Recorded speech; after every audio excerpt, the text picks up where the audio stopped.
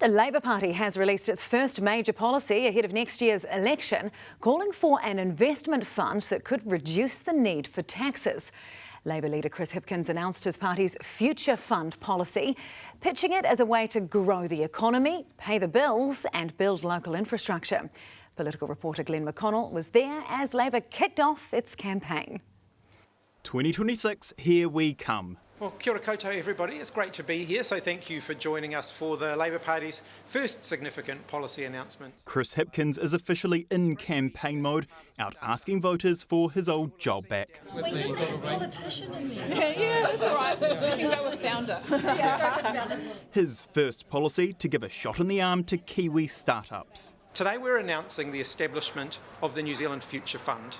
It will be one of the cornerstone measures of our next Labor government. Labor wants to put $200 million into an investment fund that could only invest in New Zealand companies and infrastructure. The super fund does invest offshore. Only about 11 to 18% is invested here in New Zealand. We're putting a line in the sand and saying we want to create the wealth here in New Zealand.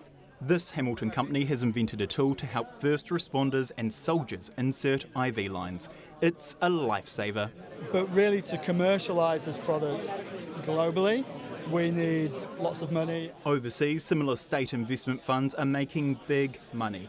Singapore's 50-year-old investment fund returned more than $13 billion to its government last year. They started from fairly small, humble beginnings, but have grown over time. With a lot of these funds, it does take quite a while for you to sort of reach that critical mass. This will be a uniquely New Zealand fund, by New Zealand for New Zealand, so it won't be modelled exactly on any other fund that exists around the world. Of course, there is a question there if a business isn't good enough to get lending from the bank, does it deserve to get money from people? But there is a clear concern that keeps coming up from businesses around that access to capital. Christopher Luxon, not a fan. If you look at it over the last 3 years, there's anywhere from $600 to $800 million worth of dividends. Well, that money is actually used to pay for health and education. So where's that going to come from?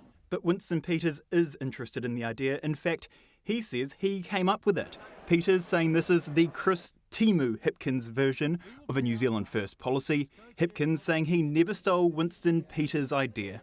That conference, they spent most of it slagging us off instead. Slagging each other off, posing for photos and meeting babies. Welcome to the start of the election season. We have about a year to go. OK, Glenn, so what is next for Labor as we head towards the 2026 election? Yeah, the big question for Labor is its tax policy, and Chris Hipkins says they will be releasing that tax policy sometime this year, definitely before Christmas. The other question is, who would Labor work with if it formed a government next year? Now, Te Pāti Māori, Hipkins says they clearly need to go and sort themselves out. They have too many internal problems to be in a government. And that, of course, comes after Te Pāti Māori torpedoed one of its own MPs last week, sending an email about Maria Mino Kapakingi's spending, saying she had overblown her budget. Well, today she has finally broken her silence. She went on Instagram reminding people she is still the MP for Te Tai Tokoro, and also saying that that overspending can be justified, that she was helping Takutai Tash Kemp, the MP for Tāmaki Makaurau, the former MP who sadly died, that they were sharing resources to help Kemp while she was unwell. So there is a lot clearly to go on for Te Pāti Māori, and that raises more questions for Labor.